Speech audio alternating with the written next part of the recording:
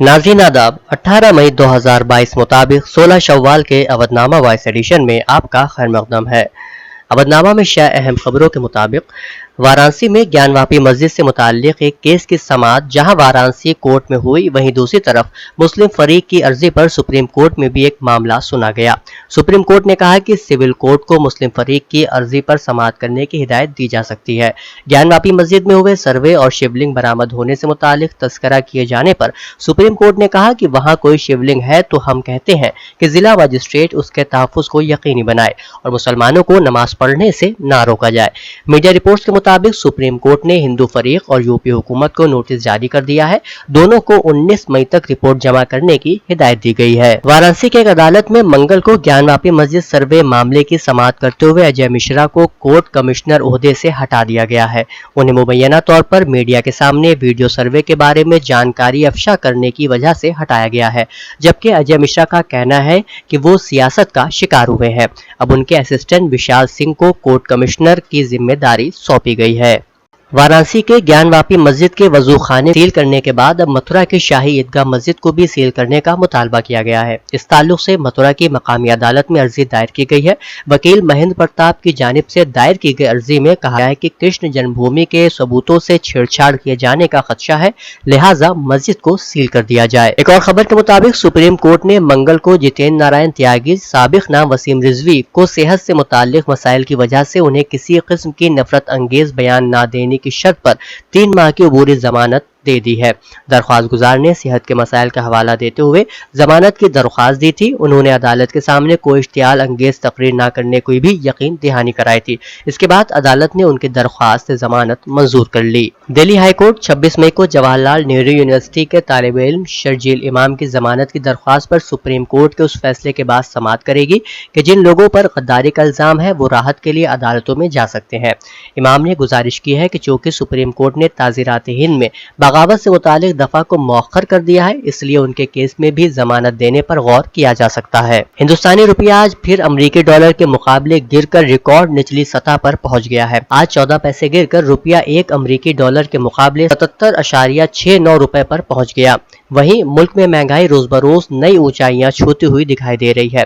खुर्दा महंगाई पहले से ही 8 साल की आला सतह पर है और अब WPI यानी होलसेल प्राइस इन्फ्लेशन यानी थोक शरह महंगाई ने भी नया रिकॉर्ड कायम करते हुए जबरदस्त छलांग लगाई और 15% के पार निकल गई। साल 1998 के बाद ऐसा पहली बार हुआ है जब थोक शरह महंगाई 15% के पार गई है।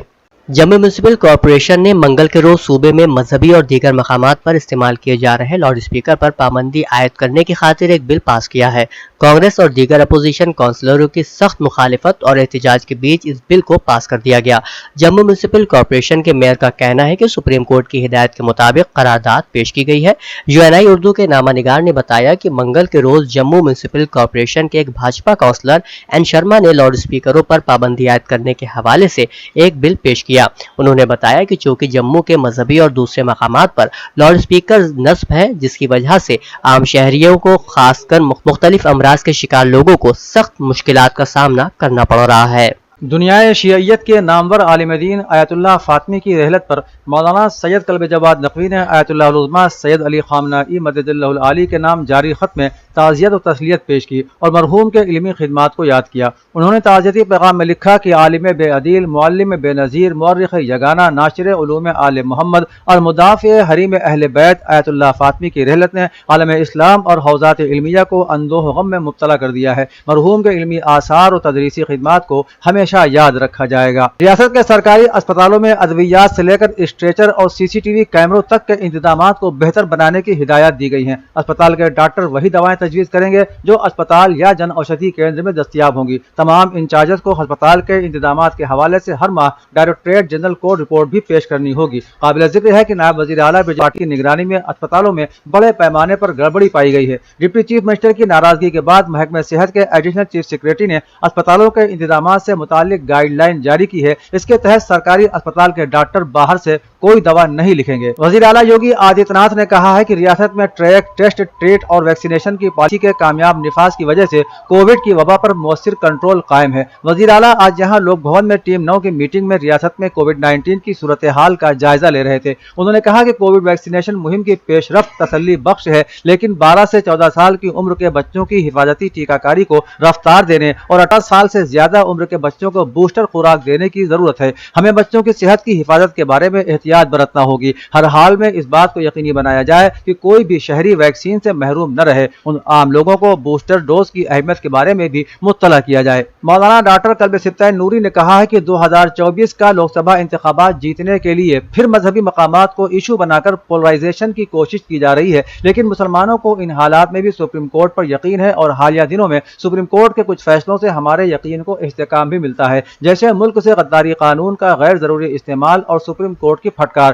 تاج محل پر PIL داخل کرنے والے کو پھٹکار۔ مولانا ڈاکٹر کلب ستائن نوری نے کہا کہ سب سے خراب رول بکاؤ اور اپنا ضمیر اور روح کو بیچ چکی میڈیا اور نیوز چینل کا ہے، جو 2014 سے صرف ہندو نفرت پھیلانے کا کام کر رہے ہیں۔ آل انڈیا شیعہ حسینی فنڈ کے جوائنٹ سیکریٹری سراج الحسن کا قلبی دورہ پڑنے کی وجہ سے انتقال ہو گیا۔ سراج الحسن گزشتہ 30 سالوں سے شیعہ حسینی فنڈ سے جڑے تھے اور قومی خدمات کو انجام دے رہے تھے۔ جشن زینب کے اناؤنسر بھی تھے سراج الحسن۔ ان کی تدفین ایش باغ واقع کربلا ملکہ جہاں میں کثیر تعداد کی موجودگی میں انجام پائی۔ پسماندگان میں 2 بیٹیاں اور 1 بیٹا ہے۔ یہ اطلاع شیعہ حسینی فنڈ کے جنرل سیکریٹری مہندی حسین نے دی ہے۔ اودھنامہ میں شائع ضلع کی خبروں کے مطابق گیان واپی مسجد اور تاج محل کو لے کر چل رہے تمام تنازعات کے درمیان کانگریس کے سینئر لیڈر پرمود کرشنم نے کہا ہے کہ حکومت ہند تاج محل اور قطب مینار کو ہندوؤں کو سونپ دے۔ انہوں نے کہا کہ وہ قوم اور ملک کے ساتھ کھڑے ہیں۔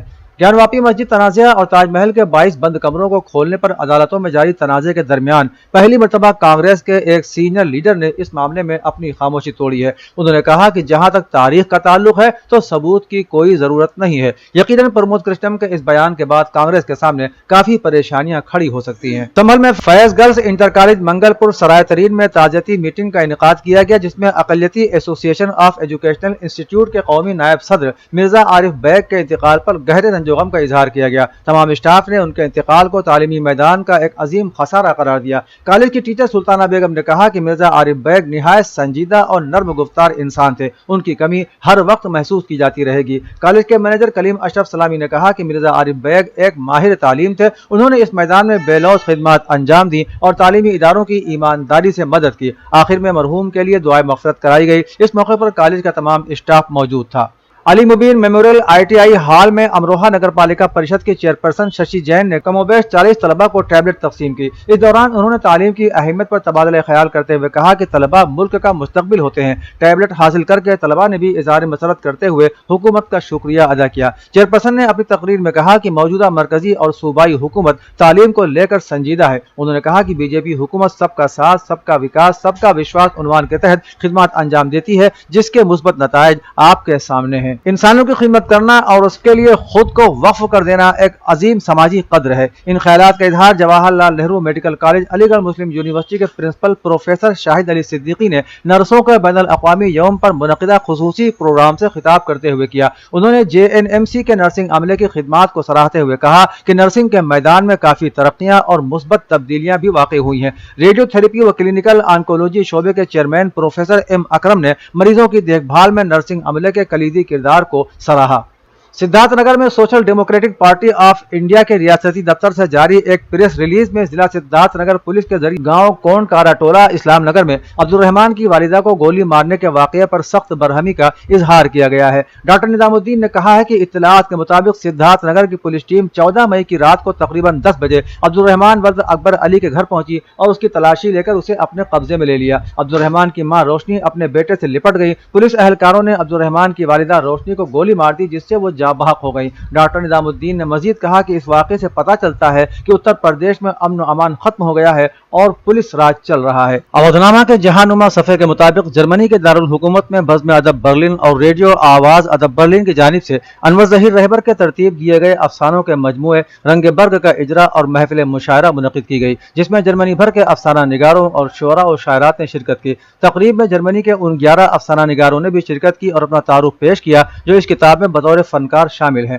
عارف نقوی نے انور ظہیر رہبر کی ادبی کاوش پر خیالات کا اظہار کرتے ہوئے کہا کہ جرمنی کے 11 اہم افسانہ افسانہ نگاروں کے فن اور شخصیت پر کتاب پیش کر کے انور ظہیر رہبر نے جرمنی کی ادبی تاریخ میں ایک اہم باب رقم کیا ہے۔ ڈنمارک سے نصر ملک نے بھی اس تصنیف کو سراہا اور کتاب پر بھرپور تبصرہ پیش کیا۔ ہندوستان سے ڈاکٹر عشرت ناہید نے اس کتاب کو اردو افسانے میں گراں قدر اضافہ قرار دیا۔ تقریب کے دوسرے حصے میں مشاعرہ منعقد کیا گیا جس کی صدارت طاہر مجید نے کی اور نظامت کے فرائض معروف شاعرہ و ادیبہ عشرت معین سیما نے انجام دیے۔ افغانستان میں طالبان نے انسانی حقوق کمیشن سمیت 5 اہم محکموں کو تحلیل کر دیا ہے۔ طالبان حکومت کے نائب ترجمان انعام اللہ سمنگانی نے کہا کہ یہ محکمے بہت اہم نہیں تھے اور انہیں بجٹ میں شامل نہیں کیا گیا تھا، اس لیے انہیں تحلیل کر دیا گیا، لیکن طالبان نے انسانی حقوق اور آئین سے متعلق محکموں کو تحلیل کر کے اپنے عزائم واضح کر دیے ہیں۔ رپورٹ کے مطابق طالبان نے کہا کہ ملک کو 44 ارب افغانی بجٹ خسارے کا سامنا ہے، اس لیے انہیں بند کر دیا گیا ہے۔ ایران نے شیخ محمد بن زائد النہیان کے UAE کے صدر منتخب ہونے کے بعد متحدہ عرب امارات کے ساتھ تعلقات کو وسعت دینے کی امید ظاہر کی ہے۔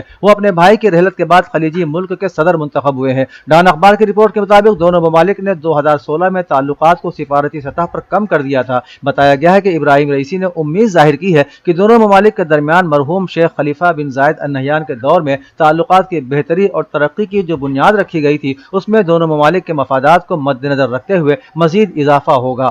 امریکہ میں ہنگامی استعمال کے لیے ذخیرہ کیے جانے والے خام تیل کی مقدار 35 سال کی کم ترین سطح پر پہنچ گئی ہے، کیونکہ جو بائیڈن انتظامیہ نے ملک میں ایندھن کی قلت سے نمٹنے کے لیے اسٹریٹجک پیٹرولیم ریزرو یعنی SPR قائم کرنے کا فیصلہ کیا ہے۔ جاری کردہ تازہ ترین اعداد و شمار کے مطابق 13 مئی تک SPR میں خام تیل کی مقدار میں 5 ملین بیرل کی کمی ہوئی ہے۔ اس سے ظاہر ہوتا ہے کہ ہنگامی استعمال کے لیے امریکی خام تیل کے ذخائر 1987 کے بعد اپنی کم ترین سطح پر ہیں۔ لبنان کے پارلیمانی انتخابات گزشتہ اتوار کو ہوئے، جن میں 15 انتخابی حلقوں میں 128 نشستوں کے لیے 718 امیدواروں نے مختلف الائنسوں اور اتحاد کی شکل میں حصہ لیا ہے۔ ووٹوں کی گنتی کا عمل جاری ہے اور اس کے بعد ہی حتمی نتیجے کا اعلان کیا جا سکے گا، لیکن روزنامہ الاخبار نے منگل کے روز 15 انتخابی حلقوں میں سے 12 کے سرکاری نتائج کا اعلان اور کامیابی حاصل کرنے والے امیدواروں کے ناموں کا اعلان کیا ہے۔ اودھ میں شائع مضامین کو مکمل طور پر پڑھنے کے لیے اودھ کی ویب سائٹ www.awadhnama.com پر وزٹ کریں اور ای پیپر پر کلک کریں۔